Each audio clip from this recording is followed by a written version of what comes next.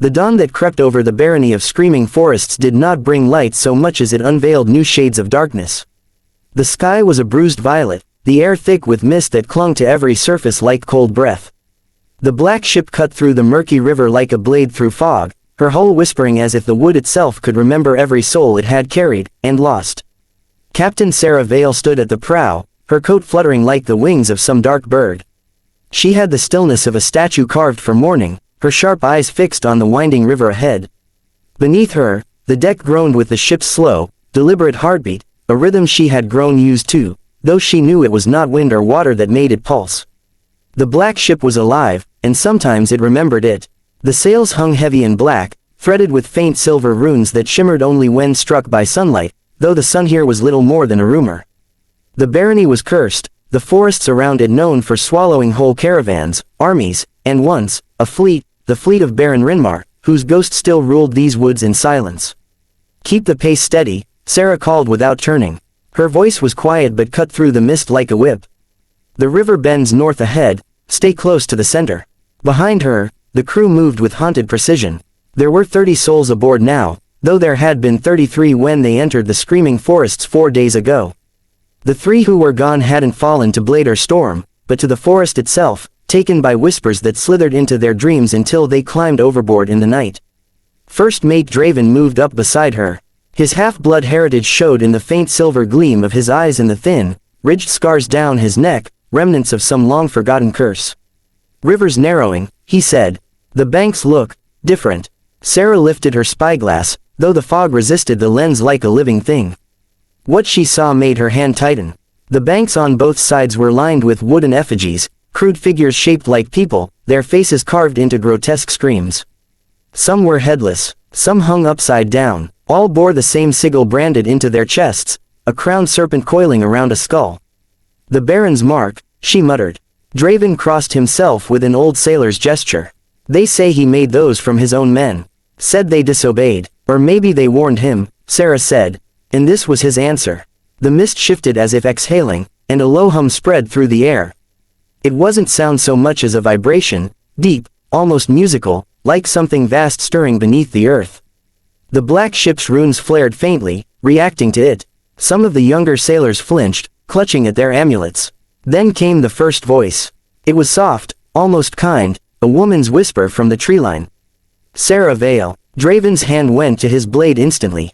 "Who said that?" No one answered. The whisper came again, closer this time, weaving through the fog. "You shouldn't have come back." Sarah's heart skipped a beat. The wind shifted, carrying with it the faint scent of burned cedar and salt, the scent of the old war.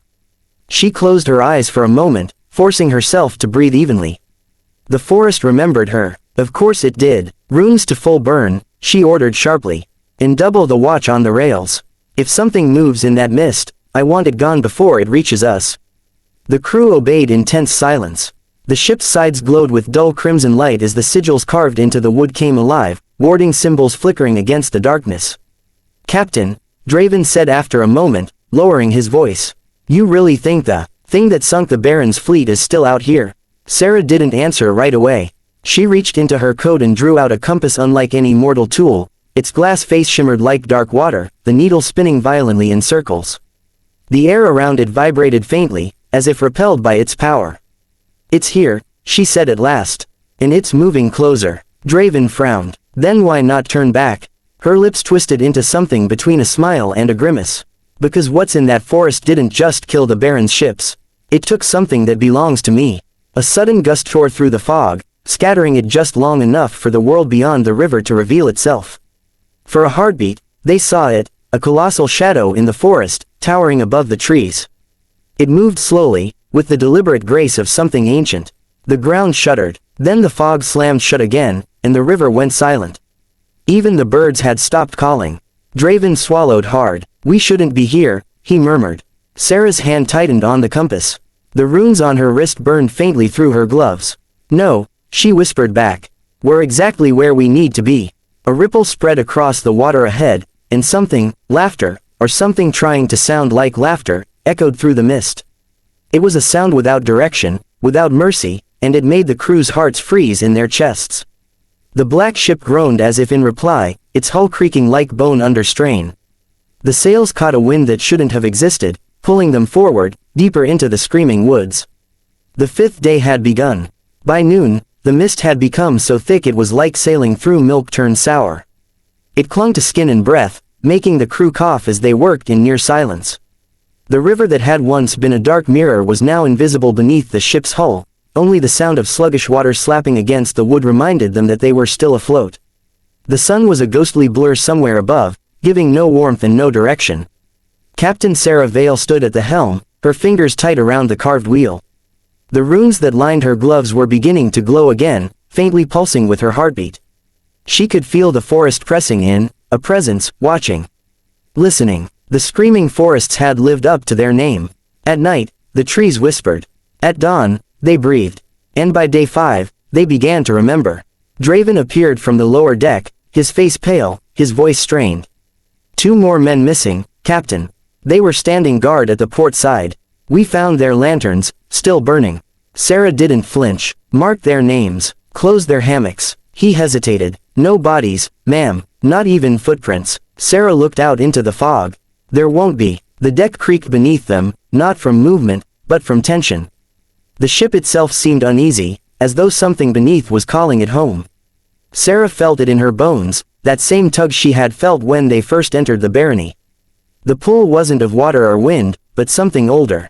Something that remembered her. Then came the sound, a single scream, shrill and sharp. It came from the starboard side, cutting through the mist like a blade. The crew dropped their ropes and ran, boots thudding against wet planks. Sarah was already moving before anyone could shout her name. When she reached the railing, her stomach turned. One of the deckhands, a boy no older than 18, was gone. Only his hat floated in the water below. Then, suddenly, the river began to ripple, spreading outward in slow circles. Hold your fire, Sarah hissed, leaning over the edge. The water darkened, thickened. Bubbles rose to the surface. And then, something began to climb out. It looked almost human at first, shoulders, a head, an arm, but its skin was made of silt and river muck, its bones visible through the mud. It wore remnants of armor, rusted and torn, the insignia of Baron Rinmar's fleet barely visible across its breastplate. When it raised its head, water poured from its hollow eye sockets, and from its mouth came the wet rasp of a drowned man trying to speak. By the gods, Draven muttered, stepping back. Sarah's voice was calm, low. Baron's men, they never left. The creature staggered forward, half onto the ship's hull, dragging a trail of sludge behind it. The runes along the black ship flared faintly in warning. Fire, Sarah ordered. The crack of muskets shattered the quiet. Smoke and gunpowder filled the air, but when the haze cleared, the thing still stood, holes in its body leaking black water instead of blood. Then came the others, dozens of them, rising from the river's surface, their armor clinking, their faces blank but twisted in agony. Draven drew his sword, its edge lined with silver. Captain, there's too many. Then we thin them out, Sarah snapped. She drew her saber, its runes igniting with a hiss. The blade burned with red fire, the kind that didn't need fuel. With one swift swing, she cut through the first phantom, and it shrieked like metal tearing apart. The sound was unbearable, echoing through every plank and nail of the ship. But the others kept coming. They climbed up the sides like spiders, fingers digging into wood. The deck became chaos, steel clashing, fire sparking, men shouting prayers as they fought creatures that refused to die. Every time one fell, 2 more rose from the river. Then the ship lurched. Everyone stumbled as the hull tilted sharply to one side. The sound that followed was like thunder underwater. The black ship had been hit from below. Brace, Sarah yelled. Hold fast. The next impact nearly threw her to the deck. Barrels rolled, ropes snapped, and the masts groaned. The river erupted, a colossal shape breaching the surface, draped in black water. For a heartbeat, Sarah saw it, the outline of something immense and serpentine, its eyes glowing faintly beneath the surface. It's waking up, Draven said, his voice shaking. Sarah's compass began to pulse violently in her pocket. She pulled it free, the glass fogged, the needle spinning so fast it hummed. No, she said, her voice trembling not from fear, but recognition. It's calling us. The creature below moved again, brushing the ship's underside. The wood screamed. Half the crew fell to their knees as waves crashed over the deck. And then lightning split the mist. It wasn't white, it was red, jagged, alive. For the briefest instant, the world lit up, and Sarah saw what truly lay beneath the black ship. It wasn't a serpent or a whale or anything that belonged to the mortal sea. It was a shadow, a massive shape with countless eyes, each burning with the same sigil carved into the Baron's effigies. It was the heart of the forest, the hunger that had consumed the Baron's fleet and buried his army. The lightning vanished, leaving only darkness. The fog rushed back in, thicker than ever. "Captain," someone shouted. "What was that thing?" Sarah didn't answer. Her voice was caught in her throat, not from fear, but from recognition. Because deep in those eyes, staring up from the water, she had seen something she'd hoped to forget. It had known her name. Draven grabbed her arm, eyes wild. "We can't stay here, if it pulls us down." Sarah looked at him, her face ghost pale, and whispered, "Then it means we're close." The river fell silent again, but the fog began to move on its own, twisting into spirals. The drowned soldiers dissolved into ash, their forms collapsing into the water, leaving behind whispers that sounded almost like laughter. The ship rocked one last time, steadying itself. The mist opened slightly to reveal, far ahead, a faint, flickering glow, a light deep within the forest. Sarah sheathed her blade, her expression unreadable. "That's where it's leading us," she said softly. Draven shook his head. "You're not saying we follow it." But Sarah was already turning the wheel, eyes fixed on that distant, trembling light. "We've come too far to turn back." The black ship creaked as if protesting her choice, then obeyed, gliding forward into the heart of the forest. And somewhere deep below, the thing in the water followed. The storm came without warning. One moment, the world was quiet, fog curling around the ship like pale silk, and the next, the sky split open with a roar that felt like the earth itself screaming. Rain lashed against the deck, stinging the skin, and the wind howled through the rigging like a thousand trapped souls. The black ship rolled violently, its runes flickering in panic, casting blood-red flashes across the faces of the terrified crew. Captain Sarah Vale gripped the wheel, her knuckles white. Her hair whipped across her face, soaked and heavy, but her eyes, dark, relentless, never left the river ahead. The forest loomed now, no longer distant. Its trees were massive silhouettes, their trunks twisted like serpents, their branches clawing at the storm clouds. And in the heart of that darkness, faintly illuminated by flashes of red lightning, stood a fortress, immense, silent, carved from white bone. Draven stumbled to her side, clutching the railing to keep from being thrown overboard. "We're at the edge, Captain. If we go any further, we're already too deep," she shouted back. "You think this river lets anyone turn around?" The storm's thunder drowned out his reply, but she could see the fear in his eyes, not just of death, but of remembrance. Every sailor who came to these waters felt it, the weight of memory, the echo of something vast and ancient pressing against their minds. Below deck, the ship's bell began to toll. Slow, hollow, once, twice, then 3, 4, 5 times. The 5th day, Sarah froze. The bell was bolted to the lower mast, deep below in the sealed hold. No one could reach it from above, yet it rang, steady, deliberate, like something inside the ship was keeping time. Draven's voice was barely a whisper. The 5th bell, the omen's real. The crew gathered near the mainmast, pale and shaking. "Captain," one of them called, "it's the curse, the one from the old legends." "The ship remembers." "Quiet," Sarah barked, though her voice trembled. She could feel it too. The deck beneath her boots was breathing. The runes carved into the planks glowed brighter, searing through the rain, and the faint scent of burning flesh filled the air. The hull shuddered. A deep, low groan rose from below, not wood, not metal, but something alive. The ship's heart, long dormant, was waking. Draven drew his blade, though he didn't know what to fight. "Captain, the ship, it's bleeding." Sarah looked down. Black liquid was seeping from the seams in the deck, thick as tar and faintly luminous. It spread across the wood, running between her boots, pulsing with each beat of her heart. "It's not blood," she whispered. "It's memory." A crack split the air, the ship's figurehead twisting against its bindings. Once, it had been a carved angel, its wings raised toward heaven. But now, under the storm's crimson flashes, its face turned toward Sarah. The wooden lips parted. From them came a voice, soft, layered, terrible. "You shouldn't have come back, Sarah Vale." Every crewman fell silent. Even the storm seemed to pause. Sarah didn't move. Her eyes locked on the figurehead, rain running down her face like tears. "I had to," she said. "You still owe me what you took." The figurehead laughed, a sound like cracking ice and breaking bones. I owe you nothing. You gave yourself to me the day you took my mark. Draven stared at her, eyes wide. What is it talking about? But Sarah didn't answer him.